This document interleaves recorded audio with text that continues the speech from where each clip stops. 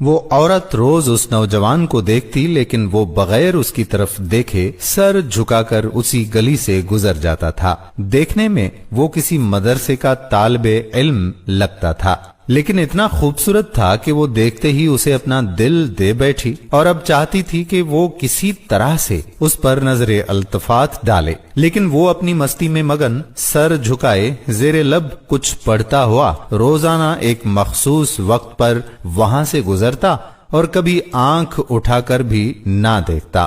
اس عورت کو اب ضد سی ہو گئی تھی۔ وہ حیران تھی کہ کوئی ایسا نوجوان بھی ہو سکتا ہے جو اس کی طرف نہ دیکھے، اور اسے ایسا سوچنے کا حق بھی تھا۔ وہ اپنے علاقے کی سب سے امیر ترین اور خوبصورت ترین عورت جو تھی، خوبصورت اتنی کہ جب وہ باہر نکلتی تو لوگ اسے بے اختیار دیکھنے پر مجبور ہو جاتے۔ اسے حیرت تھی کہ جس کی خوبصورتی کو دیکھنے کے لیے لوگ ترس رہے ہیں، وہ خود کسی کو پسند کرے اور وہ مائل نہ ہو، اس کی طرف دیکھنا گوارا نہ کرے۔ اپنی انا کی شکست اور خوبصورتی کی توہین پر وہ پاگل سی ہو گئی اور کوئی ایسا منصوبہ سوچنے لگی جس سے وہ اس نوجوان کو حاصل کر سکے، اس کا غرور توڑ سکے۔ آخرکار شیطان نے اسے ایک ایسا طریقہ سمجھا دیا جس میں پھنس کر وہ نوجوان اس کی بات مانے بنا رہ نہیں سکا۔ اگلے دن جب وہ نوجوان اس گلی سے گزر رہا تھا تو ایک عورت اس کے قریب آئی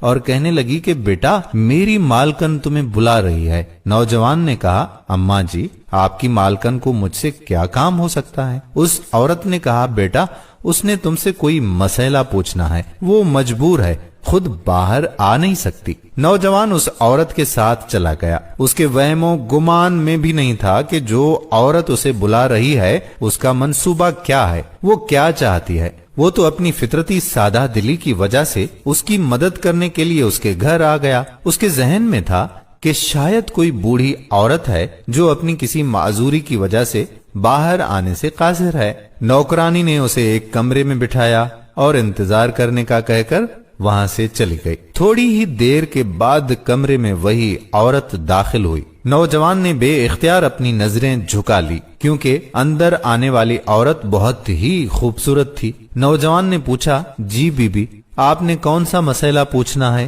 عورت کے چہرے پر ایک شیطانی مسکراہٹ آ گئی۔ اس نے اپنے دل کا حال کھول کر اس کے سامنے رکھ دیا اور کہا کہ میری سب سے بڑی خواہش ہے کہ میں ایک دفعہ تمہیں حاصل کر لوں۔ نوجوان یہ بات سن کر کانپ گیا اور کہنے لگا، اللہ کی بندی، اللہ سے ڈرو، کیوں گناہ کی طرف مائل ہو رہی ہو؟ اس نے اس عورت کو بہت سمجھایا، لیکن عورت پر تو شیطان تھا سوار۔ اس نے کہا کہ یا تو تم میری خواہش پوری کرو گے یا پھر میں شور مچاؤں گی کہ تم زبردستی میرے گھر میں داخل ہوئے اور میری عزت پر حملہ کیا۔ نوجوان بیچارہ یہ بات سن کر بہت ہی پریشان ہوا۔ اسے اپنی عزت کسی بھی طرح سے محفوظ نظر نہیں آ رہی تھی۔ اس کی بات مانتا تو گناہگار ہوتا، نہ مانتا تو لوگوں کی نظر میں برا بنتا ہے۔ وہ علاقہ جہاں لوگ اس کی شرافت کی مثالیں دیا کرتے تھے، وہاں اس پر اس طرح کا الزام لگ جائے یہ اسے گوارا نہیں تھا۔ وہ عجیب و غریب مصیبت میں بیچارہ پھنس گیا۔ دل ہی دل میں وہ اپنے اللہ کی طرف متوجہ ہوا اور اللہ سے مدد چاہی تو اس کے ذہن میں ایک ترکیب آ گئی۔ خواتین و حضرات، اس نے عورت سے کہا کہ ٹھیک ہے، میں تمہاری خواہش پوری کرنے کے لیے تیار ہوں، لیکن پہلے مجھے باتھ روم جانے کی حاجت ہے، مجھے جانے دیں۔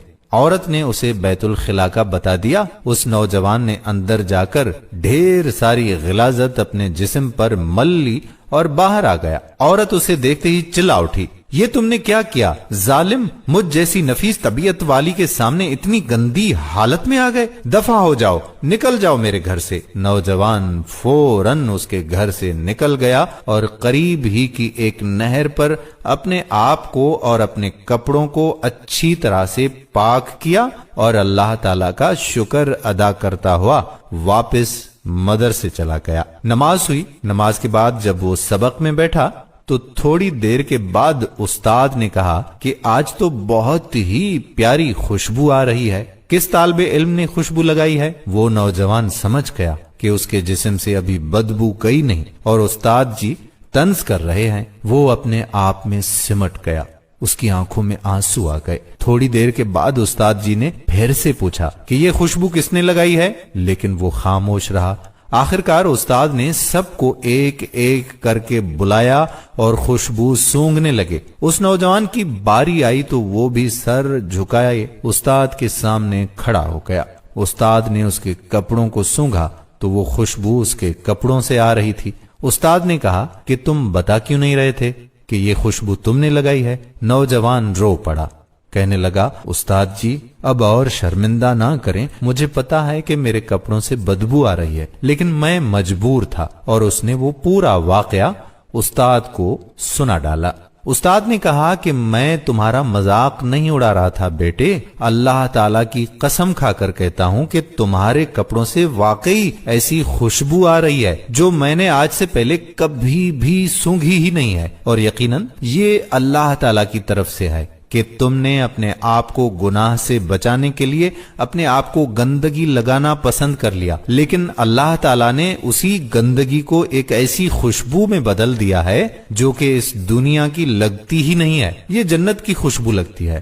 کہتے ہیں کہ اس نوجوان کے جسم سے وہ خوشبو ہمیشہ سے آتی رہی۔ تو دوستو یہ پرہیزگاری ہوتی ہے اور یہ اپنے آپ کو بچانے کا اجر و ثواب ہوتا ہے۔ اللہ تعالیٰ کے ہاں کون سی چیز، کون سا ہمارا عمل کب پسند آ جائے اور اس کے صدقے میں اللہ تعالیٰ ہم پر مہربان ہو جائے۔ تو دوستو تقوی اختیار کریں، پرہیزگاری اختیار کریں۔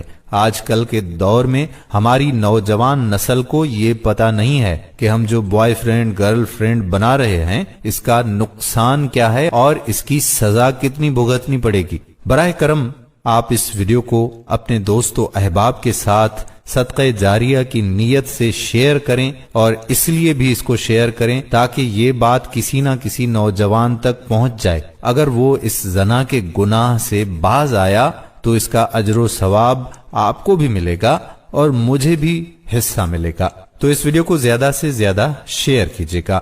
آپ کا میزبان اگلی ویڈیو تک آپ سے اجازت چاہتا ہے۔ اللہ حافظ۔